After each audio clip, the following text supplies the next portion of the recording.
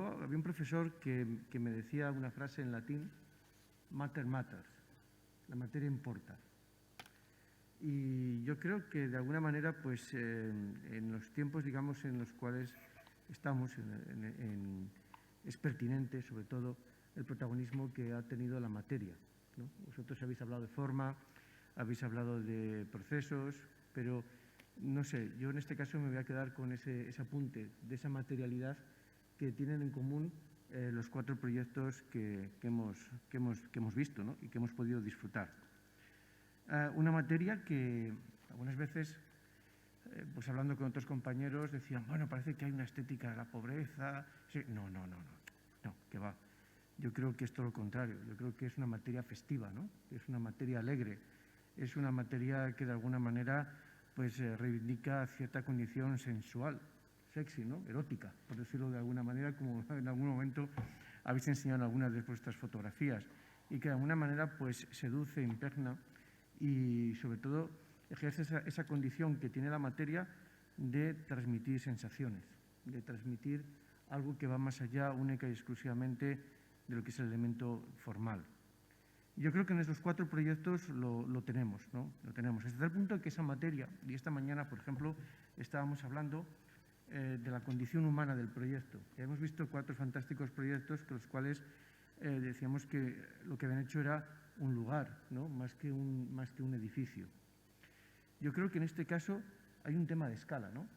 Pero hay un tema de escala no como la solemos emplear probablemente los arquitectos, sino un tema de escala de que al final el detalle, el irnos hasta ese elemento tan pequeño en el cual prácticamente estamos pensando en el milímetro de la junta, o como decía Jaume, estamos pensando en 2 ladrillos exactamente a ver cómo lo colocamos, cómo se tocan, cómo se acercan en definitiva a nosotros ese material y esas juntas. Al final, esa materia, esa pequeñísima escala es lo que está haciendo humano el proyecto.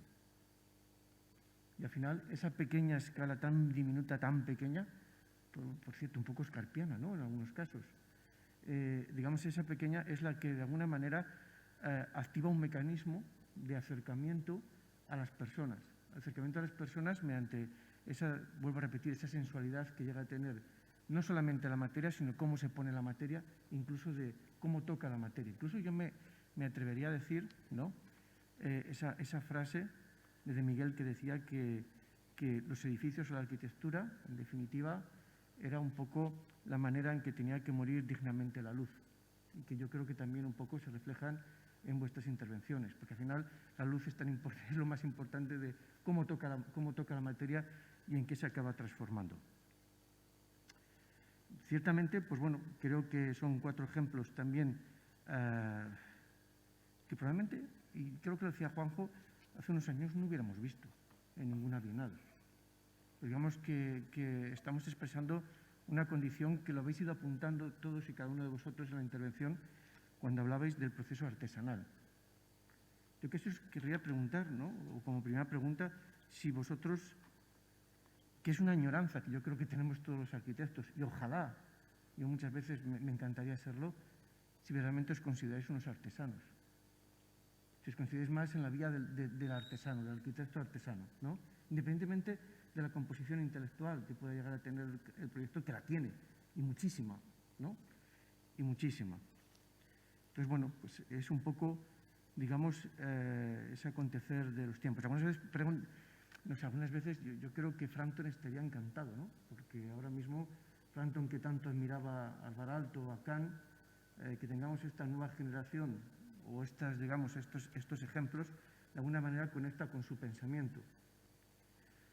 Pero bueno, no quiero dilatarme mucho más porque evidentemente quien sois los protagonistas sois vosotros, y quería, no sé si me podéis responder a esa pregunta, ¿verdaderamente os consideráis unos artesanos?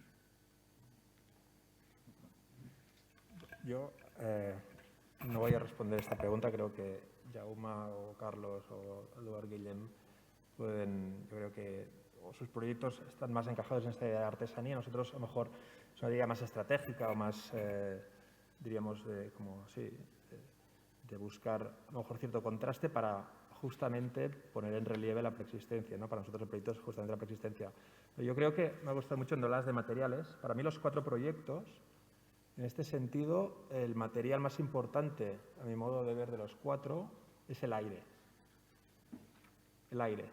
Porque el patio, ¿no? De Jaume ha empezado hablando de los patios, la climatología, los patios, el espacio que genera la medianera, ¿no? De Ulot, ¿no? Con la iglesia, los proyectos que has contado, Carlos, ¿no? Que son básicamente límites, ¿no? Estructuras mínimas para tener relación con el paisaje, gestión de espacios, de movimientos, de territorio. Al final, la materia, que es importante, yo creo que hablarán, para mí es circunstancial. O sea, al final es importante, pero para mí realmente lo que me interesa o lo que nosotros, el proyecto de la torre, nos interesaba sobre todo era casi proyecto muy ligero, aire. Es un proyecto que justamente por esta idea de ligereza o de aire, tuviésemos esta experiencia que hablabas tú, erótica o carnal, ¿no? de contraste con la estructura, ¿no? Y generar realmente un espacio, ¿no? Entre los dos materiales.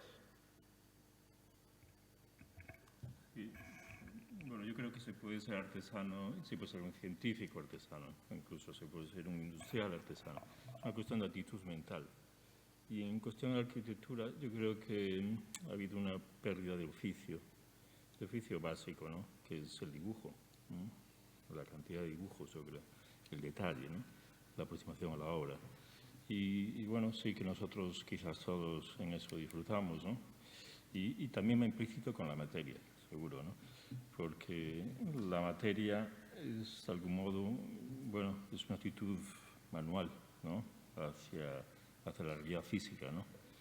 Y eso seguramente es una reacción también a una arquitectura pasada, no reciente, ¿no? Que en mi opinión era una arquitectura de la precrisis, ¿no? Que era más de nata montada, ¿no?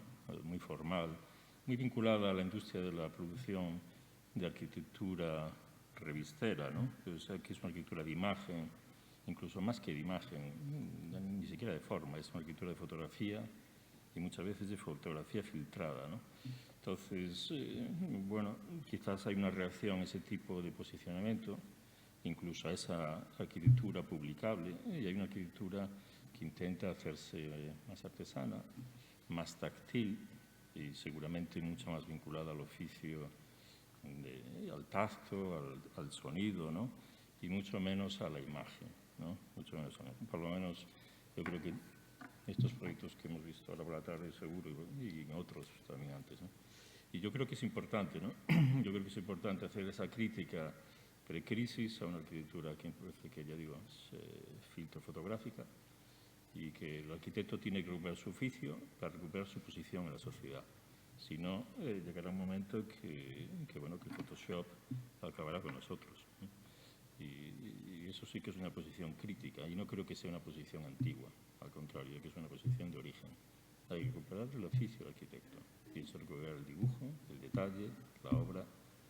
Y bueno, después el que es más virtuoso tendrá un discurso intelectual, pero sí que la posición social, la sociedad tiene que reconocernos por algo más, ¿no? Y me parece que en España se perdió mucho el oficio, más que en ningún otro lado. El oficio del documento, ¿no? El oficio del dibujo, ¿no? He tenido la oportunidad de trabajar en varios sitios. Yo creo que las generaciones previas hacían proyectos casi sin planos, ¿no? Con muy poquitos, ¿no? Y parece que todo se resolvía en obra, bueno, quizás porque los honorarios eran menores que en otros países, seguro, pero también por un cierto carácter prepotente del arquitecto, ¿no? El arquitecto era una especie de institución, ¿no? Y uno cruzaba la frontera hacia arriba, hacia abajo, y claro, el oficio del dibujo, los 1000 detalles, infinito, todavía se aguantaba. Y aquí parece que no. Parece que era como hacíamos el tonto, ¿no? Los que dibujábamos mucho, creo que hacíamos muchos planos, ¿no? Y yo creo que eso hay que recuperarlo, porque si no, el arquitecto como posición social es criticable, es cuestionable. Cualquier aparejador, cualquier delineante hace una distribución, cualquier promotor, en Galicia tenemos muchos de esos, te hacen todo. Y claro, tenemos que ir un poco al origen, yo creo. Y no es por ser anticuado, ¿eh? Yo creo que es por defensa de un territorio que es muy frágil, ¿eh? No lo pueden comer los ingenieros, los aparejadores. Bueno, no quiero ser corporativista, pero sí que hay que ir un poco para atrás. Y bueno, a lo mejor un poquito más modestos todos, pero recuperando la esencia, ¿no?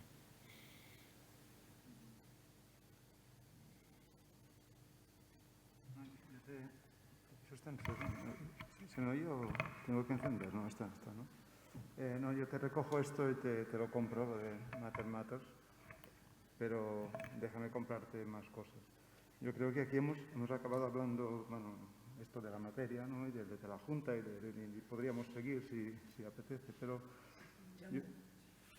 yo creo que los cuatro podríamos decir que el paisaje matters, ¿no? La tipología importa, el entorno importa, la presencia importa, el espacio interior, la luz importa, ¿qué más? La relación con este pasado importa, incluso los presupuestos y el divertirse, el juego importa. Es decir, que todo importa. Es aquello de más es más, por llevar la contraria a un maestro, ¿no? Pero que todo suma, y hay que estar atentos a todo. Cualquier momento, cualquier obra, por pequeña que sea, es una gran oportunidad. Y todo importa, desde cómo te pones en el espacio, cómo después de ponerte tipológicamente organizas, cómo el espacio se organiza a partir de la construcción, como la estructura, como el detalle, como el material, como el recursos naturales, el ambat, el sol, el clima, recursos materiales, lo local, lo reciclado, lo reutilizado, recursos sociales, las redes, los artesanos, reincorporar estos artesanos, no dejarlos morir, que están a punto, sino que revalorizarlos, ¿no? Con nuestros antiguos FPs o lo que sea, ¿no? Pero que vuelvan a vivir. En este sentido, estoy contento de decir que hoy mismo en Mallorca falta marés, abrid canteras si podéis, ¿no? Es decir, que se está utilizando muchísimo aquello que estaba a punto de morir de golpe. Vamos necesitados, ¿no? Es decir, todo importa y más es más, ¿no? Y cuando todo importa y más es más, ¿dónde paras? No puedes parar. No es lo que hablábamos ayer. Creo que hostia, es esta pseudoesquizofrenia, dijéramos, ¿no? Pero feliz y alegre y divertida y de juerguista y de pasarlo bien, ¿no? Vital, ¿no? ¿Dónde paras? Pues cuando llegas a aquel nivel, no os digo de detalle, que a veces detalle no es hacer detalles, sino tener detalles, ¿no? De precisión, pues esto humaniza la obra. Humaniza la obra porque todos nosotros tenemos unas capacidades perceptivas brutales. Nuestros ojos olemos, tocamos y vemos si la beta, si no sé qué, si el relieve, ¿no? Por tanto, esta capacidad de hacer un zoom in, después del zoom in, volver a entrar ahí dentro y preguntarse a ver cómo aquello lo haces. Y cuando hablas de la junta del árido, si es reciclado, si no, que hay 1000 preguntas que hacer, ahí humanizas. Y ahí es cuando uno se siente como bien en ese espacio, que es todo, que es paisaje, que es todo esto, ¿no? Creo.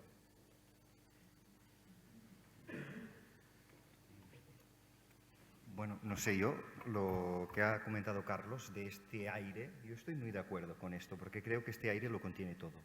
Contiene la luz, contiene el olfacto, contiene las proporciones, pero también contiene, ¿no? Aquí saldrían unos agujeritos y unas juntitas, y en aquel dique tan bonito saldrían la forma de los encajes, ¿no? O la forma de los ladrillos. Imaginamos como Rachel Whiteread llenaba, ¿no? sus volúmenes y al final salían unos zócalos, no eran paredes lisas y ya está. Salían zócalos, ¿no? Marcos de ventanas, esquineras, hogares, ¿no? Y yo creo que aquí hay mucho condensado.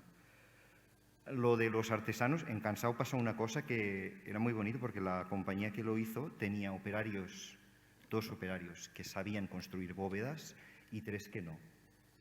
Y fue una oportunidad para pasar el conocimiento, que seguramente, pues si no hubiera habido, porque no es lo que hacen normalmente, pues bueno, mira que una bóveda que no era ortodoxa, no era doblado ni nada, era un jero puesto de canto, o sea, tampoco... Pero sí que también defendemos cierta libertad, ¿no? Para poder actuar. De hecho, el jero apareció cuando vino Kim a proponer ¿no? esta mezcla de su propuesta artística con la propuesta de esto. Hicimos unos cambios, pero el proyecto ya estaba contratado. Iba con ladrillo macizo, pero construyendo una especie como de tabique vacío, ¿no? Puesto derecho con unas trabas. Un poco como yo no estoy de decirlo, pero es que lo admiro, un fantástico barrio de viviendas de protección oficial del abuelo de Ramón, Ignasi Borrech, que hay, bueno, hay en varios sitios, en Girona y en Olot, ¿no? Y están hechos así. Pero bueno, el presupuesto se redució. Y luego esto nos llevó a muchas dudas, porque siempre habíamos defendido, viendo el desmadre que hay en este casco viejo, lo clásico, ¿no? Que hemos aprendido, ¿no? Un plan del color, unos estucos, una decencia en el vestir, ¿no? Unas técnicas tradicionales propias, ¿no? Que al final construyen este carácter del centro, ¿no? Que son centros que no tienen grandes monumentos, pero sí que todo se hace pues, de unas barandillas de hierro forjado, unas ménsulas de piedra, unos estucados y tal, ¿no? Contravenir esto nos hacía daño, o sea, es cierto, bueno, nos hacía daño, nos hacía... Vendíamos, bueno, y vaya, hacemos el contrario. Hacemos el contrario, ¿no? Pero al final, bueno, pero esto es de urgencia, o sea, era el dinero que teníamos, ya está. Y mejor así, ¿no? Vale, Eduard, mira, yo tengo una teoría de por qué en vuestro caso, creo, el material no es la esencia del proyecto. Y a ver si me sé explicar, porque creo que ahí hay una diferencia, bueno, no, hay una similitud en actitud, pero una diferencia en las herramientas. Yo había una cosa, pues a mí me encantan estos debates y, bueno, y haber montado esto, la verdad, porque te das cuenta de muchas cosas que no habías pensado, ¿no? Incluso las agrupaciones hacen eso. En otra agrupación saldrían otros temas, ¿no? Y aquí yo pensaba todo el rato que el tema iba del material, y sí, ¿vale? Es evidente, ¿no? Vaya, yo creo que las presentaciones ya lo han dejado bien claro. Pero hay otra cosa. Tú, Carlos, has hablado de una palabra que a mí me ha hecho pensar en otra vía, que es lo eterno, ¿no? Has dicho que algo como que en Galicia todo lo que se construye tiene que ser eterno. Y yo pensaba, ostras, es que este proyecto parece eterno. O sea, parece que vaya a durar toda la eternidad, pero yo sobre todo pienso en un eterno hacia atrás, que haya estado siempre allí. Y pensando esto y viendo las otras explicaciones, pensaba, ostras, es que estos son proyectos todos, y a ver si estáis de acuerdo, de arqueología. Y intento explicarme. En tu caso, Carlos, la arqueología viene de esos primeros mapas, ¿no? ¿Qué tengo? ¿Cuáles son mis ruinas? El granito, ¿no? ¿Qué es lo que tengo? Y lo único que haces es excavar, encontrar el granito y ponerlo, ¿no? De la manera que mejor funcione, pero al final el granito está en el mismo sitio que estaba, no ha venido, es que es el mismo, es el que estaba allí que lo has movido, ¿no? En el caso de Jaume, de l'Hosteda, la arqueología viene de una cosa que hemos hablado a menudo, que es esta multiplicidad de capas donde cada una tiene sus propias reglas y que sus reglas vienen de la lógica del material y de 20.000 cosas más. Y es un poco como una excavación arqueológica, ¿no? Que como más bajas vas encontrando lógicas distintas, ¿no? No, esta era la lógica del paleolítico, aquí tienes la lógica del neolítico y por eso te encuentras unas herramientas distintas dispuestas de una manera distinta. Aquí vino, un volcán y se lo cargó todo y por eso tienes una capa, etc. Y cada uno tiene su lógica, cada uno es distinto, cada material es distinto, cada forma evidentemente es distinta, pero todos juntos cuentan una misma historia, ¿no? Y yo creo que vuestros proyectos, son eso, ¿sabéis? Son arqueología pura y dura. Y decía, ostras, podría ir por ahí la cosa. Y luego viene Carlas y me ratifica mi teoría, creo, porque veo la torre y hoy he pensado una cosa que no había pensado nunca, que digo, ostras, esta estructura de madera que hace, que dice, no, esto contrasta con el material y sí, está clarísimo, ¿no? La piedra, la madera, el opaco, el transparente, etcétera, pero yo pensaba, hostia, pero si esto casi que parece una torre medieval. Es decir, la torre casi que podría... Y yo pensaba, sería muy divertido pensar que en el siglo XV, pues en algún momento vino alguien y dijo, hostia, hay que hacer algo con esta torre. Y dijeron, bueno, pues mira, en lugar de atacarla, ¿no? Con una torre de madera, de estas, toda trenzada y tal, ¿por qué no la ponemos y ya nos sirve? ¿No? Evidentemente no, porque la quemas, la carga, etcétera, ¿no? Pero decía, hostia, qué bonito pensar que esta torre en realidad siempre ha estado ahí, ¿no? Y es una cosa que no se me había ocurrido, ¿no?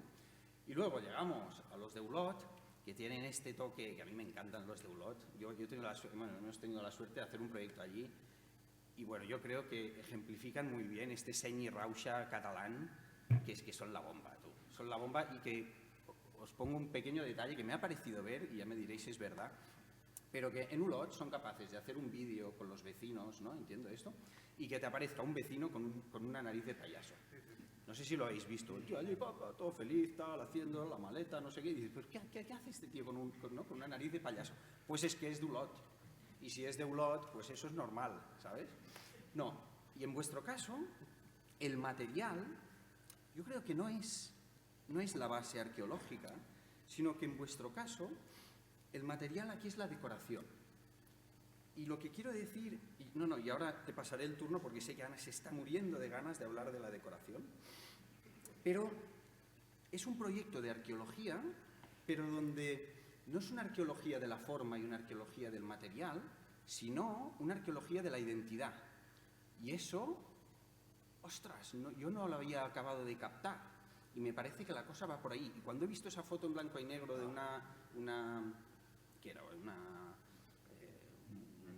en Sur Basílica, pero no, una capilla de madera, etc. Y he visto al Sadurní este que hacía estas historias tan cachondas, digo, ostras, claro, lo que han hecho ellos es casi que recuperar lo que había ahí, que es mentira, pero estaba no en forma, sino en memoria, en identidad. Y no sé, yo lo he encontrado absolutamente genial. Y esta pregunta que decís, es que no sabemos qué es esto, no sé si es decoración, si es no sé qué, si es efímero, si es eterno, no sé qué. Yo también me hacía siempre, yo soy súper fan, y siempre que lo vi decía, hostia, qué atractivo, ¿qué es lo que me atrae tanto de este proyecto? ¿Qué es? Y yo creo que, no sé, que me voy, no, tranquilo, no, me voy excitado a casa, porque creo que ya lo he pillado, que es que lo que hace es una arqueología de la identidad. No sé si estaréis de acuerdo, no sé si, bueno, me gustaría que lo comentáramos y luego que entremos en el tema de la decoración, ¿no, Ana? ¿Ya saldrá o no? Yo creo que, que hay un cierto reclamo de la identidad. Bueno, yo la reclamo por mi parte, ¿no? Yo creo que también Carlos, solo con el material, que Galicia es eso, ¿no? Puesto a tacos, puesto a líneas, puesto en no sé cómo, aguantando los parrales del Albariño, como sea, pero esto es eso. Por tanto, eso es identitario, ¿no? Y como es identitario, la torre, o el patio, las plazas, todo esto de un cierto espacio. Que identidad es esto de latín, idem, no idem, ¿no? Que es repetir, ¿no? Repetir. Bóvedas, repetir un material, repetir una tipología, repetir, es decir, lo que han hecho incansablemente los artesanos, que repiten. Uno hace sillas, pues repite la silla, pero nunca la repite igual. Cada repetición es la perfección de la anterior, o un paso para después volver atrás y darte cuenta que no es así, que es de otra manera, porque repetir nunca es repetir. Repetir es siempre evolucionar, ¿no? Y incansablemente, como ha hecho siempre la tradición, ¿no? Que es traducir y volver a incorporar, a contextualizar, a contemporaneizar lo que siempre se ha ido haciendo. Por tanto, siempre decimos nosotros que nos sentimos parte de esta tradición, pero es que no sé cómo me puedo imaginar a mí mismo si no soy parte de esta tradición. No tengo otra manera de poder estar en este mundo, sino escogiendo el conocimiento que tenemos y, bueno, llevarlo un poco más allá, o como mínimo hasta el día de hoy, ¿no? Por tanto, la identidad yo creo que es un tema que también está aquí, creo. Sí, la arqueología, que ahí me gusta el término, pero más como diálogo, ¿no? Es que diálogo con otras capas, ¿no? Evidentemente la identidad es una básica, ¿no? Y si uno es ignorante de ello, pues que pierde el lugar, ¿no? Un diálogo con la historia, ¿no? Del lugar, diálogo con el material del lugar, ¿no? Y diálogo con las tradiciones, ¿no? Y en ese sentido, sí que las arquitecturas nuestras, y creo que se están haciendo aquí todos, pues quieren establecer no un artefacto que se coloca y que destruye y se marca, sino como una operación de diálogo con todo, ¿no? Con el paisaje, con el horizonte, con la presencia histórica de los materiales, de la historia, de los patios, de las tipologías, ¿no? Con todo. Y eso, claro, en mi opinión, hace una arquitectura mucho más compleja, mucho más sofisticada, porque estamos añadiendo capas, ¿no? Intentamos abrir con capas y el arquitecto ya de estrella, Dios de gracia, se ha ido. Y es un arquitecto más de oficio, a mí me gusta decir artesano, pero es un arquitecto que habla, ¿no? Con el vecino, con el lugar, con la tradición.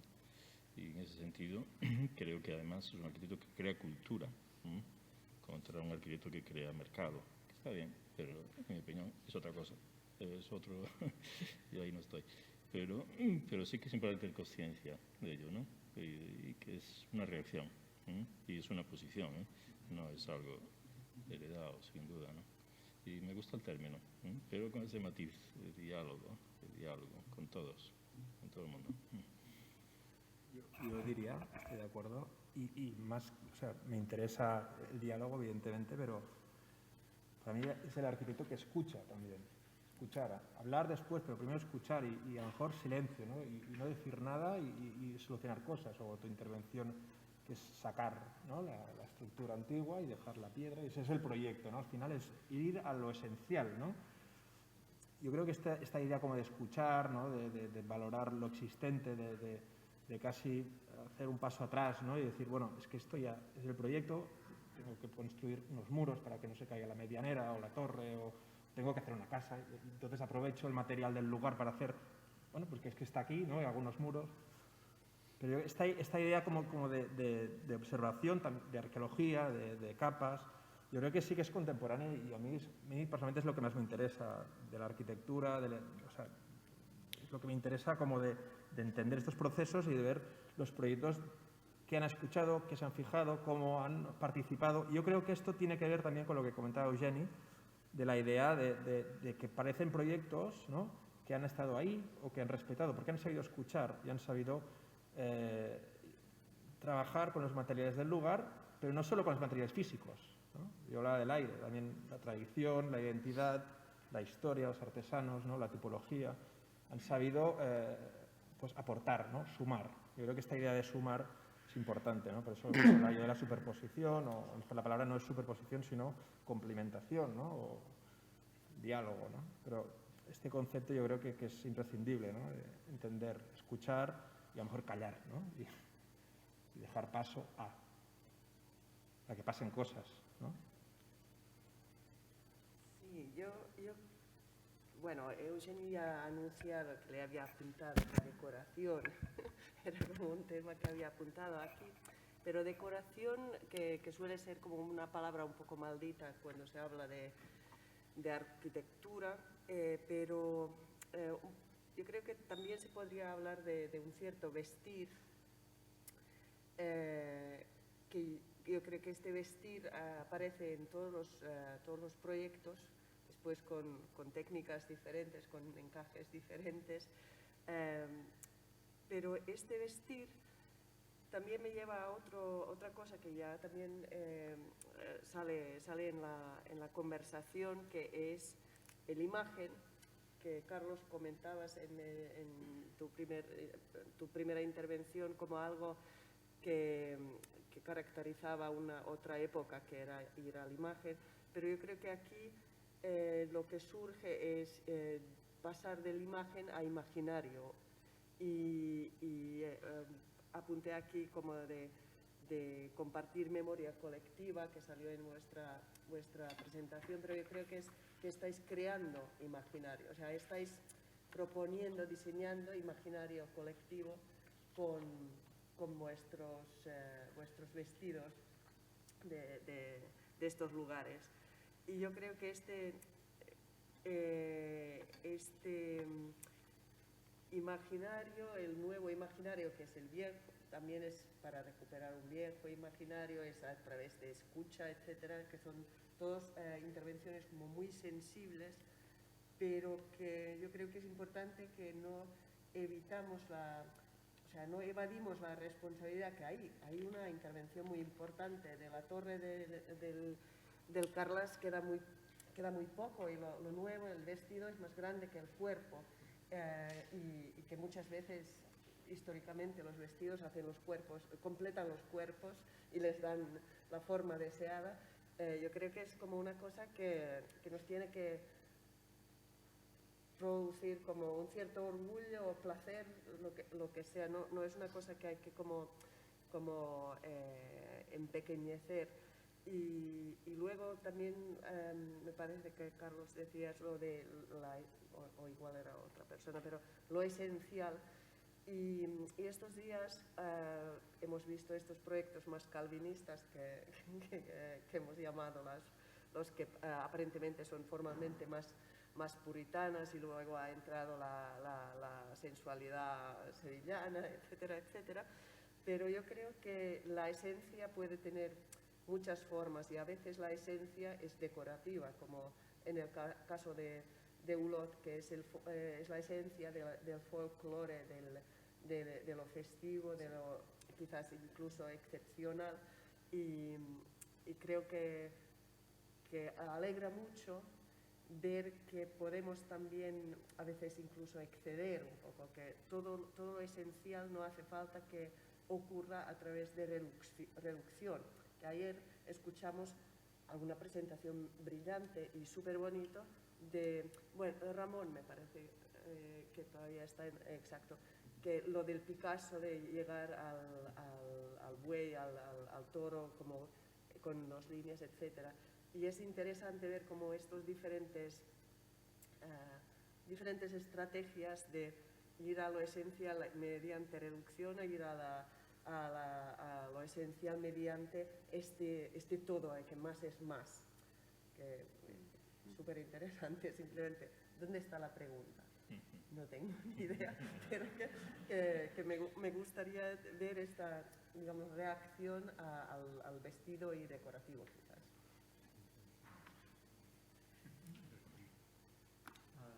Bueno, vendrá solo un apunte. Me ha gustado mucho porque, Jaume, has presentado el reverente, el dibujo de reverente y la cita de Kant, ¿no? Y Carlos fantásticamente nos ha explicado con un conocimiento profundo sobre la piedra, ¿no? Es precisamente el mismo concepto, ¿no? Pero en piedra. Y esto, bueno, está muy bien. A ver,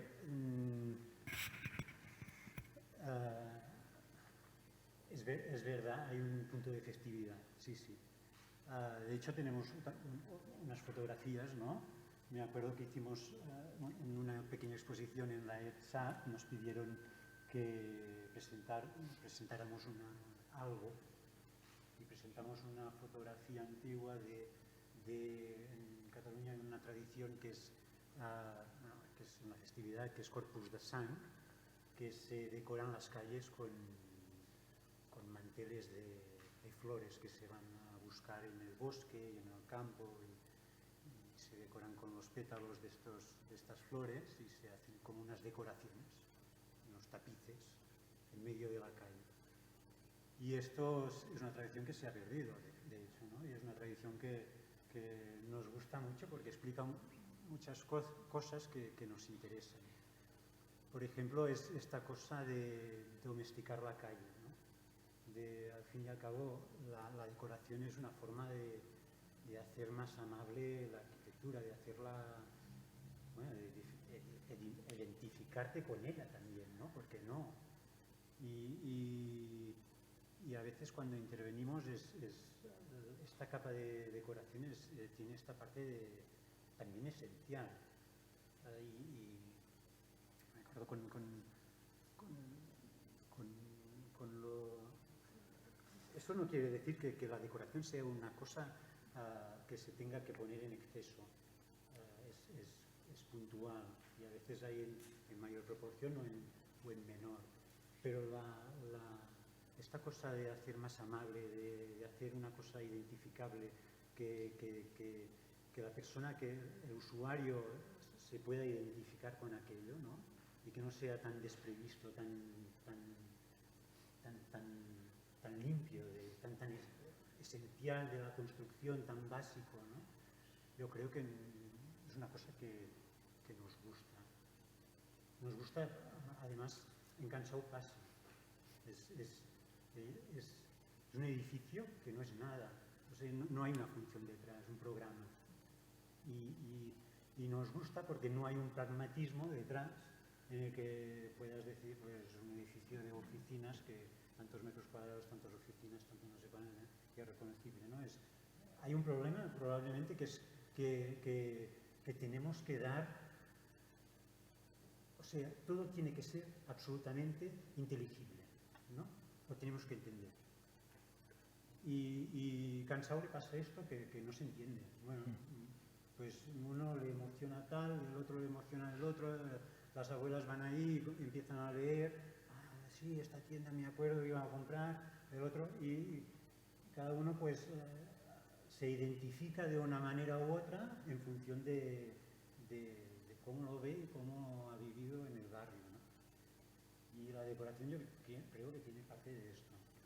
No sé, igual si lo compartes. Sí, no, yo solo quería añadir una cosa, que es al final la libertad que tienes para proyectar.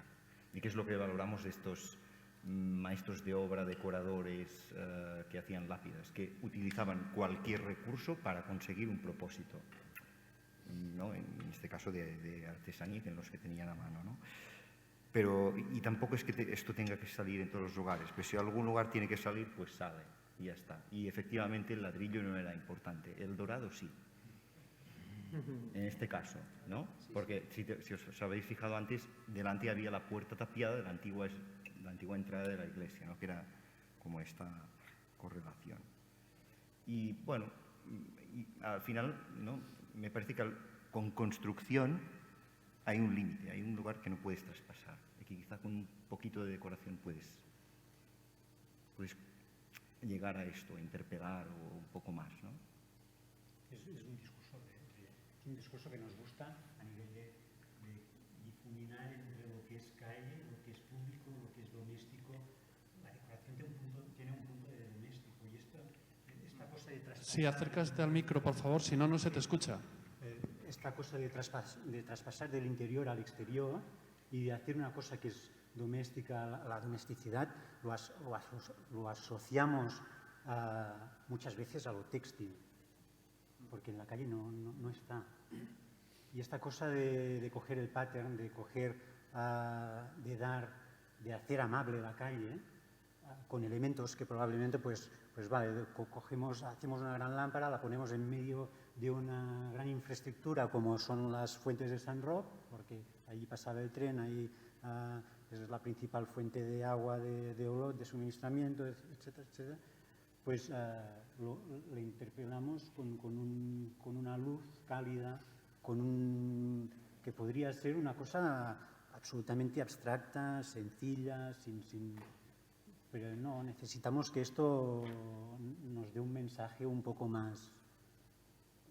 A nosotros nos suscita es un espacio que es como una catedral, ¿no? Tiene unos plátanos de 30 metros de altura, ¿no? Y hay una escalinata que tiene unas dimensiones importantísimas, ¿no? Y al final la decoración, pues a veces también es para revelar, ¿no? Ayer se hablaba de revelar, ¿no? Me parece que era Josep Ferrando, ¿no? Que, pues también revela cosas la decoración, ¿no? Que da mensajes. Yo no creo que haya decoración como término, ¿no? O sea, decoración es un invento del momento moderno, ¿no? El delito. Pero todo es decoración. Es imposible construir sin forma. Es imposible. Las juntas se traban y podría ser esta decoración. Entonces, en mi opinión, la diferencia pues, está un poco en la... claro, que es superfluo, no. Más que es superfluo, que es no, todo es en cierta medida superfluo. Pero la ciudad es un escenario, es un teatro, ¿no? La ciudad, si es simplemente desnuda, si los cuerpos estuviéramos desnudos, estaríamos llenos de miserias, ¿no? Es necesario un vestido, ¿no? Claro que es necesario. Y yo que me gusta lo anónimo, soy el que más me gusta vestir. Pero la diferencia muchas veces, a mi opinión, está en la economía. Me tocó, por casualidades, hacer una dirección de obra minimalista, donde cortamos vigas, cortábamos pilares, y el presupuesto de metro cuadrado multiplicaba por 5 el de mis obras normales. Entonces, claro, la foto de ese espacio es blanco todo. No hay ni pilares, no hay textura, dice, no hay decoración. Bueno, si hemos cortado pilares, si hemos cortado vigas, esto multiplica, estamos en 4.000 euros metro cuadrado, pero ¿qué me están hablando? ¿Dónde está el minimalismo aquí? Entonces, claro, todo es decoración, todo es decoración. En la medida que introduce identidad, en la medida que introduce un escenario en el espacio público, en la medida que introduce un teatro, tiene una razón de ser. Y eso es lo que hace la arquitectura, la razón de ser. El término decoración se lo inventaba alguien, pero es que todo es forma. Todos tenemos que andar vestidos más, y es inevitable. Pero yo digo, es un invento moderno, y el MIS posiblemente fue el mayor decorador de la historia. Tiene fachadas que son todas decoración, y en bronce. En este sentido que te apuntas, Carlos, iba a intervenir porque yo no entiendo, no concibo la decoración en este sentido como una capa más, no, sino como parte del proceso constructivo en las cuales tú vas tomando decisiones, y cada decisión, todo es decoración, llámale acabado, llámale decisiones. No sé, tú llevo los botones cada 8 centímetros, si los llevara cada 3 resultaría otra cosa, pero es la necesidad de tener unos botones. Esto es una necesidad. Entonces, colocar los botones cada 3 o cada 6 o cada 8 es una decisión. A medida que, creo, controlas la técnica, vas conociendo, vas sabiendo que puedes tomar más decisiones. El marés lo podemos colocar así, así, con la punta estrecha, a rompejuntas, ¿no? Pero dices, bueno, ¿y qué medida tiene? Bueno, pues depende. Si lo vas a comprar ya a un almacén es una historia, pero si te vas a la cantera, puedes saber que los radios con los que cortan les pasa no sé qué y puedes manipular aquello. Entonces, y estas decisiones son ornamentales, llamémosle, que no es tan agresivo como la de decoración. ¿Ornamento? Sí.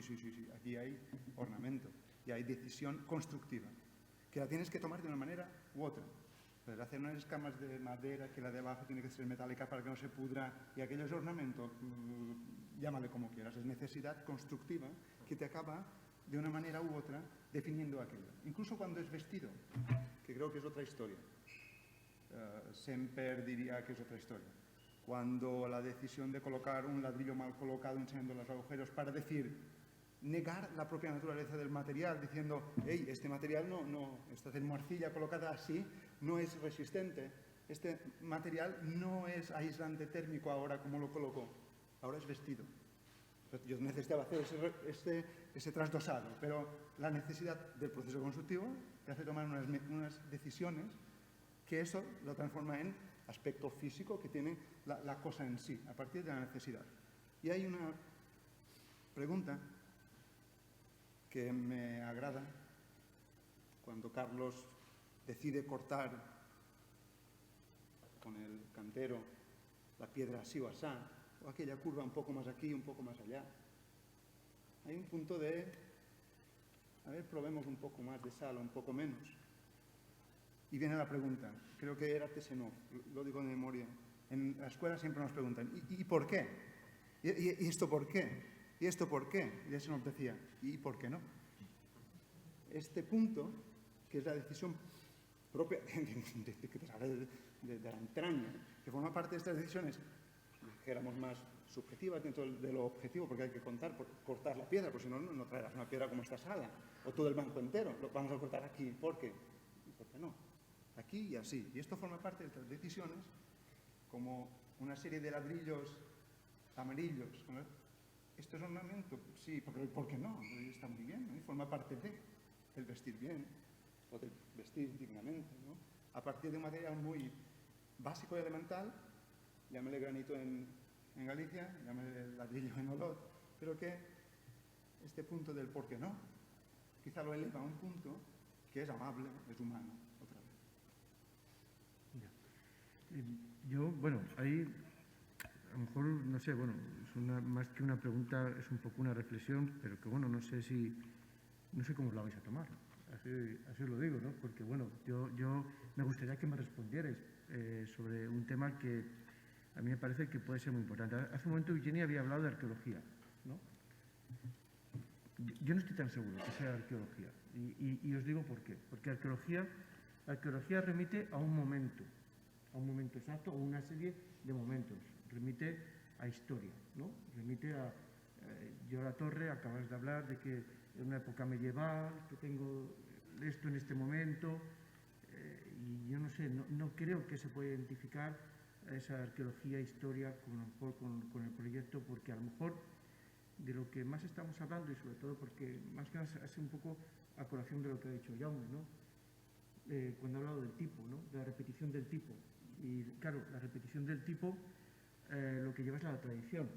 Y la tradición lo que lleva es a lo atemporal, ¿no? También. Claro, ayer se dijeron algunas cosas, por ejemplo, por los H-Architects, ¿no? Dijeron unas cosas que, claro, que decía, claro, que eso, el tema de la identidad, ¿no? El tema de lo temporal, nos llevaba también a lo auténtico, ¿no? A la autenticidad. Y claro, evidentemente las palabras se van encadenando y lo auténtico lleva también a lo ético, ¿no? Entonces, claro, a mí hay una dicotomía, porque claro, empezamos a enhebrar distintas cadenas de palabras que todas tienen su relación, y entonces, pues en ese momento, no sé muy bien cómo formularos la pregunta, pero sí que, de alguna manera, si podéis llegar a pensar que vuestros proyectos, ¿no? Vuestros proyectos que beben de todas esas señas, ¿no? Se ponen como oposición a otros porque de alguna manera han encontrado o están bebiendo de esas fuentes de autenticidad.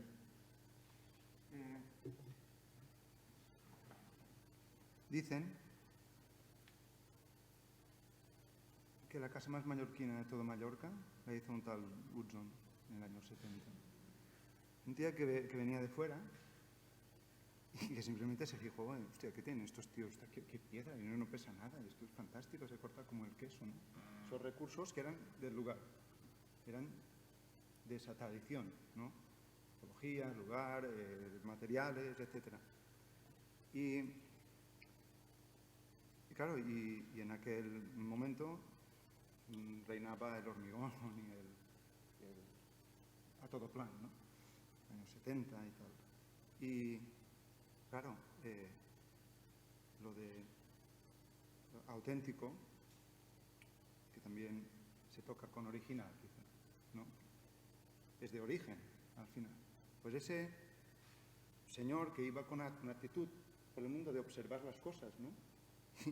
Pues se fijó más que cualquiera o la mayoría, ¿no? O se planteó este tema más, porque en aquel momento quizá no tocaba, pero se lo planteó, ¿qué tienen aquí? Pues esto, como llamémosle como un país cualquiera, aquí no voy a sembrar maíz, que aquí depende de la zona, pues la uva a ras de suelo o levantada, porque hay unas actitudes que ya están más que probadas, que por tanto, dijéramos, copiando, oyendo a ese origen o siguiendo con lo propio de aquel lugar, siendo local, no solo hacer un bien al planeta, que esto es otro tema que también podríamos tocar, pero al final resulta que eres original, ¿no? Que perteneces al lugar, ¿no? Que siguiendo la estela de lo que se está haciendo allí, pues resulta que te generas al mismo tiempo tu propia identidad, que pertenece a la identidad de ese sitio, ¿no? Porque no me negaréis que la Casa de Hudson no tiene identidad propia, ¿no? La verdad que estamos aquí ahora, pero o la intervención de Carlos, que no tiene identidad propia, perteneciendo a esa misma identidad, ¿no? Quizás porque no es lo habitual entre el colectivo, no lo sé. Yo abriría, sí, porque también por tiempos, venga Mercè, aquí. Espera, Mercè, espera, que te llega el micro.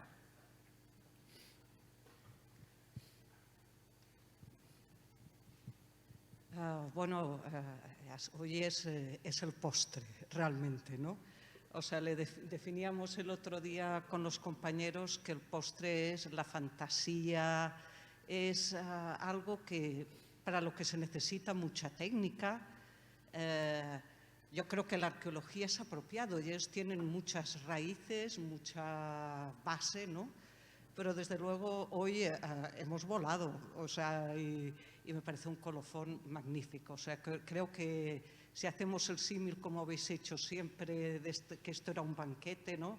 Hoy hemos tenido el postre y yo realmente lo he encontrado muy liberador que se pueda hacer algo tan sugerente en la ciudad cuando está dramática, cuando algo que supera la funcionalidad, que supera el presupuesto, que supera todo. Entonces, ponerse en ese estadio de que habéis conectado tan bien arqueológicamente con el imaginario de Olot, pero con esa fantasía, humor, o sea, a mí me ha resultado muy liberador y realmente un final dulce. Gracias. Bueno, muchísimas gracias, Marcel. Venga. Aún faltan las copas.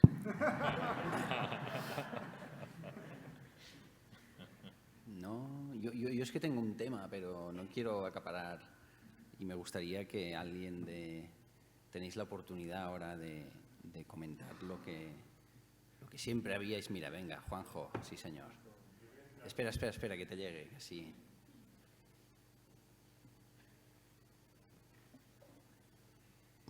Es una pregunta muy directa, que no quiere en absoluto velar, bueno, pues este momento dulce que Mercè ha citado, ¿no?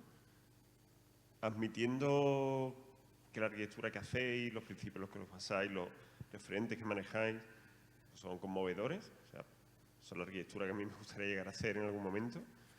Me pregunto qué sucede con los contextos donde los medios de producción están deslocalizados, los paisajes urbanos han perdido su identidad, las periferias, los no lugares, los terrenbach, cuando los tiempos no pueden ser calmados porque el comercio, la industria de la arquitectura, de la construcción demanda urgencias que a lo mejor pues, impiden reflexiones tan profundas. ¿Tenemos que asumir que eso es tierra quemada para los arquitectos? ¿Tenemos que asumir que somos ya poetas que escriben desde los márgenes, escritores que lo hacen sin saber si van a publicar? Prefiero escritos, no obras de arquitectura. Es decir, esa esencialidad de la arquitectura que yo admiro profundamente da por perdido un ámbito amplísimo de la cultura contemporánea, que quizá no es la que más nos guste, pero que desde luego es cultura también, porque es el mundo que se mueve y cambia. Bueno, estoy seguro que ninguno escoge sus clientes, eso. Los míos ni los de nadie. Me gustaría hacer vivienda social, claro que me gustaría hacer vivienda social. Pero en Galicia ni puedo concursar. Me gustaría hacer hospitales, pero en Galicia no puedo concursar. O sea, hago lo que me dejan hacer, que son las migajas que nadie quiere. O sea que de poeta, nada. De poeta, nada. Y con unos presupuestos muy acotados. Yo podía ganar el premio a presupuestos más bajos. El Banco Piñero son 45.000 euros de presupuesto, todo. O sea, es 50 euros metro cuadrado. Y ya digo, me lo dan porque a otros le dan laboratorios, bueno, a otros Pita puede dar también, ¿no? O sea, los proyectos grandes no llegan, pero por motivos explicables, no en público, pero es lo que hay. Y ya me gustaría tener una oficina con 50 arquitectos. No, la verdad que no, perdón, me he equivocado. No me lío. Pero sí, otras cosas, ¿no? Sí, y bueno, es complejo la situación de la profesión en general, ¿no? Pero claro que es un tema. La arquitectura siempre, yo creo en Galicia mucho, ¿no? Enfrentada al poder político. El poder económico ha sido un osado a la espalda, porque nunca ha sido un poder culto. Y el poder político, bueno, no dice la palabra, porque no puedo. Pero no podemos, no nos van a hacer sitio, ni nos van a llamar. Entonces, bueno, pues darán las migas. Y contentos. Entonces, mientras haya comisarios que nos inviten, pues más contentos. ¿Cómo llegar al poder político? Yo no lo sé. Lo he intentado, Lo he intentado. Me reciben, he hablado a las máximas instancias, pero es que no somos parte del engranaje. No somos parte de ese sistema. Y no por intentar hacer poetas ni artesanos, sino porque es más complejo, es complejo. Y quizá la profesión ha tenido un cierto distanciamiento del poder y algunos la sufrimos más, pero ni siquiera intentándolo. Yo no soy de anillos, seguro que no. Ninguno, seguro que somos de anillos. Pero es un tema, ¿no? Cómo la profesión puede hacer al poder político cambiar el paisaje del país, cambiar el patrimonio del país y no ser una élite, una torre de marfil, bueno, marfil ni eso, ¿no? Es complejo. Los catalanes habéis tenido bohigas, ¿no? Yo siempre lo digo. Si en Galicia hubiésemos tenido bohigas, ¿dónde están bohigas? Dios mío, hay que hacerle un homenaje. ¿Por qué no ha habido gente que ha hecho ese esfuerzo? Eso es encomiable. Y en Portugal sí, está dando la cara, peleándose, pero bohigas ha generado una arquitectura, ha dado arquitectura, ha generado una escuela. Yo no puedo dar nombres de lo que es mi país, pero esos que tenían que haber sido esa función, no lo han hecho. No porque no pudieran, porque no quisieron. Y claro, la sociedad se define por líderes, ¿no? Líderes políticos y líderes profesionales. Y donde yo soy no ha habido. Los hay porque le han dado esa posición allá arriba, pero todo. Y claro, es difícil jugar cuando no te invitan, la verdad. Complicado. Yo creo que la respuesta, Juanjo, la tenemos cuando vemos las 20 intervenciones de estos días, ¿no? O sea, yo, por ejemplo, ayer hablaba con José Doral, con Ana también creo, y que decía, no, es que son especialistas en vivienda. Digo, no lo sé. Y han hablado de arquitectura. O sea, la intervención de ayer fue, ¿no?, una lección de arquitectura, como la intervención que me ha precedido, ¿no?, la de Carlos, de Jaume y Eduard y Guillem, ¿no? Yo creo que esta Bienal lo que pone encima de la mesa son distintas actitudes, pero al final hay como un denominador común, que para mí, al final, hablar de presupuesto, hablar de materiales, esto al final no deja de ser una circunstancia, porque todos al final tenemos pocos presupuestos o tenemos limitaciones. Las limitaciones mejoran los proyectos. Yo creo que cuanto más extremo o cuanto más limitaciones, cuanto menos abanico tenemos de decisiones, las decisiones tienen que estar condicionadas, ¿no?, por estas preexistencias o estas condicionantes. Entonces es cuando realmente somos mejores, ¿no?, cuando escoges trabajar con dos materiales o cuando escoges trabajar y llevas la junta al límite, porque claro, es tu movimiento, es esa junta, ¿no? Yo creo que yo me voy tranquilo porque sí que, o sea, respondiendo un poco a tu pregunta, creo que sí que hay oportunidades en todos los sitios. Es generar identidades con un muro, un aparejo, un banco, etcétera, ¿no? Entonces, yo creo que sí, que cualquier proyecto, por pequeño que sea, debe ser, lo decía Jaume, ¿no?, más es más. Es decir, y esta profesión es como muy pasional y muy cansada físicamente, porque es que lo damos todo, ¿no? Los 20 equipos, y los 20 y los que no han llegado, pero también están en el catálogo, y otros que a lo mejor no se han presentado, pero yo creo que es condición, y hablas de política. Yo no confío en los políticos, personalmente. A lo mejor Iñaki Carnicero es uno de los nuestros, ¿no?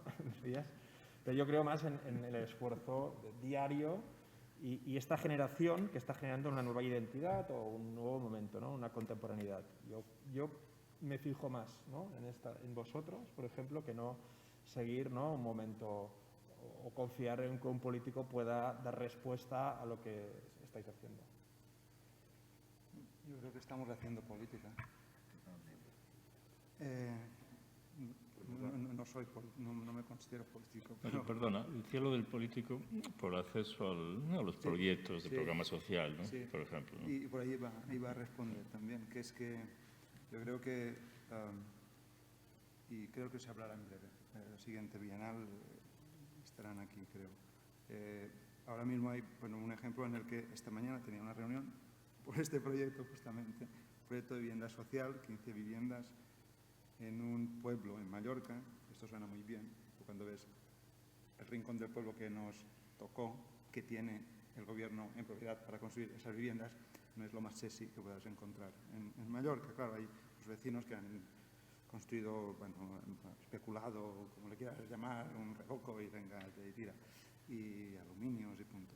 Y claro, y en ese entorno no es extremadamente hostil, no es Nueva York, o no es, bueno, es más o menos hostil, no es lo bucólico de unas vistas, no es esto, es un entorno urbano, en este caso una esquina, con unos vecinos que, bueno, podrían estar ahí o en la periferia de Sevilla, por decir así, ¿no?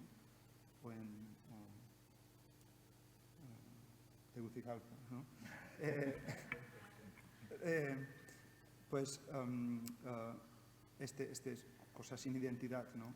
¿Qué haces o qué hemos hecho, ¿no? En este caso, pues hemos hecho lo que habríamos hecho si fuéramos los primeros en intervenir en esa zona, que es abrir un poco el zoom, mirar Mallorca y decir, vale, ok, tipología, en este caso son 2 galerías de 1,50 m con una pequeña bóveda construida con marés, al lado y lado de esta pequeña barra, mirando a este y oeste, por tanto aprovechando el sol bajo en invierno y abriendo la crujía, generando galería en verano, generando porche y galería en invierno y verano respectivamente, construyendo con velocidad en el centro, que es donde hay instalaciones, etcétera, a partir de estructura de madera que se construye rápido y los bordes van subiendo poco a poco, pero no hay instalaciones ahí, pues llegan empatados al final, si tenemos suerte, y construyendo con recursos locales. Antes he dicho de paso que no había canteras ya de marés, porque el trabajo que hace el IBABI ahí precisamente es de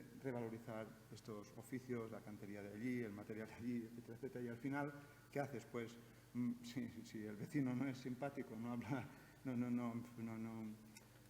habla un idioma, ni tan siquiera, no digo tu idioma, sino ni un idioma, pues te coges a lo que piensas que tocaría hacer ahí, abriendo un poco el zoom, ¿no? Un poco más allá, no inmediatamente, pero lo que parece que es como más cuerdo, más sensato y que debería pertenecer a ese lugar, ¿no? Es verdad que no nos ha tocado de momento construir en sitios donde sean extremadamente duros, tipo, ahora no sé, digo Nueva York, que quizás no es lo más duro que me puedo imaginar, pero esto, con una cosa muy bestia, no sé qué haríamos, la verdad es que... Pero también tiene razón Carlos, ¿no? Que creo que todos podríamos responder a estas preguntas, más o menos lo procuras que pertenezca al sitio, que no sé qué, estas historias, ¿no? Y cuando es más árido, pues esto, pues abres un poco y a ver si encontramos algo que nos podamos apropiar, ¿no? Como parte del proyecto. Nacho, no sé, me da la sensación que está bien, es difícil, a ver, todos tenemos tics, manías y trampas y trucos, ¿no? No sé cómo, pero yo creo que en cada proyecto encontrar las herramientas, incluso de proyecto, para buscar la respuesta más adecuada en aquel lugar es importantísimo. El ejemplo de la plaza que he mostrado con una imagen, te diré que hay 3 planos de dirección de obra. El resto se ha construido hablando. No lo habíamos hecho nunca, pero ha sucedido. O sea, ha sido una coincidencia que hemos podido pasar muchas horas allá porque había otra dirección de obra y nos lo ha permitido y la gente se ha ilusionado. O sea, bueno, y ahora lo importante es que los locales comerciales volvieran a abrir, quitaran viniles, rótulos que lo tapan todo, ¿no? Que se viera dentro, que hubiera seguridad en la calle, luz en la noche, control visual, ¿no? Que fuera una calle amable para todos. Y son estrategias de proyecto completamente distintas, pero también hablamos de decoro urbano, ¿no? Que la calle esté bien iluminada, que salga luz del interior de los escaparates y que no estén tapiados. Pues también es, bueno, la ciudad se arregla un poquito, ¿no? O sea, yo creo que hay cosas que no porque, claro, a veces al ver una sola obra o no, cosas así como tan delicadas puede parecer que esto sea como para unas élites, pero al final el sentido de pertenencia de alguien a su barrio, y esto lo saben perfectamente los del paisaje transversal, es universal. Y buscar las estrategias para que esto suceda, yo creo que es nuestro trabajo, de los arquitectos. Yo simplemente voy a otra parte. Hemos hablado mucho de materialidad, de construcción, de la esencia de la construcción, pero yo creo que si hacemos un paso atrás, y esta mañana hablando, cuando desayunábamos con Carlos, Carlos Pitt explicó que había regalado un libro y el libro se llamaba La experiencia de la arquitectura de Rasmussen, ¿no? Y de hecho, ¿y qué hace Rasmussen? Pues nos habla de textura, de luz, de repetición, de ritmo, de proporción, de escala. Es lo que vamos a hacer. O sea, al fin y al cabo lo que estamos buscando es controlar estos elementos. Son las herramientas que tenemos para hacer arquitectura. ¿no? El resto, como decía Xavier Ros ayer, bueno, son etiquetas, ¿no? Pero si, lo decían, ¿no? Estamos aquí en la mesa porque hablamos de arquitectura y estos son los elementos que definen la arquitectura. Cuando los controlas y sabes muy bien lo que quieres explicar, ¿no? Esto no es... Claro, ejercitar es un aprendizaje, ¿no? Y esto nos dimos cuenta con Eduard cuando hicimos los pabellones del campo de fútbol, que construimos con un PEM euros metro cuadrado de 650, me parece, lo mismo que una granja de cerdos, ¿no? Pero claro, no es una granja de cerdos. O sea, ¿qué tenemos que hacer para diferenciar una construcción con bloque de hormigón y nada más de una granja a un campo de fútbol que tiene un poder simbólico comunitario, donde van los padres, donde pues le vamos a dar forma, ¿no? Y controlamos la proporción, el aire, como dice Carlos, ¿no? Y trabajamos el espacio intermedio, y de hecho es un edificio que más del 50% son porches, porque al fin es un programa de 6 vestidores con una cafetería y un espacio de instalaciones, ¿no? Pero le das entidad con esto, con la repetición, con la textura, con la proporción, con la escala, con el deambular, ¿no? En el edificio, cómo accedemos en el edificio, ¿no? Yo creo que es este paso atrás, ¿no? Que todos queremos esto, ¿no? Al final. No sé quién lo ha dicho, la palabra experiencia, pero yo creo que es fundamental y yo creo que es de los temas básicos a nivel mutuo, recíproco, ¿no? Y ayer hablamos con Jaume por la noche que decía que él, ¿no? Cuando en un proyecto que cree que lo puede hacer mejor pero le falta tiempo, pues esta idea de la experiencia, ¿no? De la capacidad que has tenido acumulada, ¿no? La acumulación, la sedimentación de capas, que hablamos a veces cuando yo hago referencia a patrimonio, como esta idea de experiencia, ¿no? O de repetición o de tradición, ¿no? Al final es lo mismo, pero la experiencia que podemos tener nosotros y podamos desarrollarla, ¿no? Mejorando, ¿no? Yo hablaba de esta obra de Merola como una obra joven porque a lo mejor no es joven en cuanto a cronología, pero sí en cuanto a momento, porque coincide bastante cuando empezamos como a desarrollarnos como estudio, ¿no? Entonces es una obra como bastante... tiene un punto de inocente, ¿no? Es como muy cruda, ¿no? Sin embargo, la experiencia, a mí me interesa mucho la experiencia del usuario, la experiencia al final de las personas, ¿no? Entonces, juntando con lo que decía ahora Guillem y cosas que hemos hablado el primer día, creo que hablábamos como de emoción, ¿no? Jenny sacaba la palabra emoción. Yo creo que al final es esto, a mí es lo que me interesa y yo me he dado cuenta que al final si estamos aquí es porque nos emociona esto y la arquitectura que llegas a proponer, ¿no? con los materiales, al final es que buscas un poco la emoción personal y colectiva, ¿no? Porque te emociona poner esa piedra, ¿no? Te emociona cortarla de esta manera y esa es la decisión. Al final tienes hay unas decisiones objetivas de presupuesto, de peso, de física, etc., pero luego hay un tema que tiene que ver a lo mejor con el decoro o con el ornamento, ¿no? Que es la emoción, ¿no? La emoción que te genera y compartida, ¿no? con el usuario, ¿no? Entonces yo creo que esto es un poco resumiendo lo que yo me quedo con estas jornadas, ¿no? Emoción. Bueno, pues, y llegó el final. Así que, fíjate, cuando Ana, Eugenia y yo hablamos de esto, vamos a ver si encontramos un punto en común, un sitio donde debatir, un sitio donde nos encontremos, un sitio en el cual podamos compartir con todo el mundo todas estas cosas, pues hombre, la verdad es que yo creo que ha quedado bien, ¿no? Yo creo que ha quedado bien y estas 3 jornadas, la verdad es que han sido muy interesantes. Entonces, bueno, pues en nombre de Eugeni, de Ana y mío, os tengo que agradecer a todos vosotros vuestras intervenciones y os agradecemos a todos vosotros que hayáis estado aquí y que esperemos, intencionadamente le hemos llamado primero para ver si hay un segundo, tercero y más, porque creo que es oportuno y pertinente. Muchísimas gracias a todos, de verdad. Gracias.